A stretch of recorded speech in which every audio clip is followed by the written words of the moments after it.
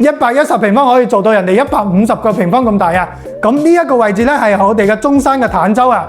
咁呢一個屋苑咧去港珠澳大橋都係非常之方便嘅，20分鐘就可以去到港珠澳大橋啦，而且樓下就有港澳嘅直通巴去到太子同埋荃灣嘅。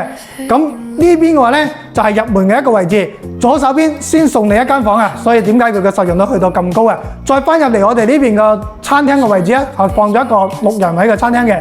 咁呢一個單位咧係可以直接睇到湖景嘅。右手邊呢邊咧就係一個開放式嘅廚房啊，非常之大。再過翻嚟呢邊咧就係一個公共嘅衛生間位置啦。左手邊呢邊咧都係一間客房嚟嘅，仲可以睇到一個湖景嘅。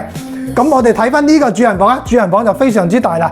呢邊係一個主衛，再翻出嚟呢一個衣帽間係做咗一個 U 型嘅衣帽間嘅，加上呢一個270度嘅採光嘅飄窗外咧，非常之靚。呢度總價只需要110萬左右，你就可以攞低呢一套110平方嘅單位啦。如果有興趣嘅朋友，評論區私聊，拜拜。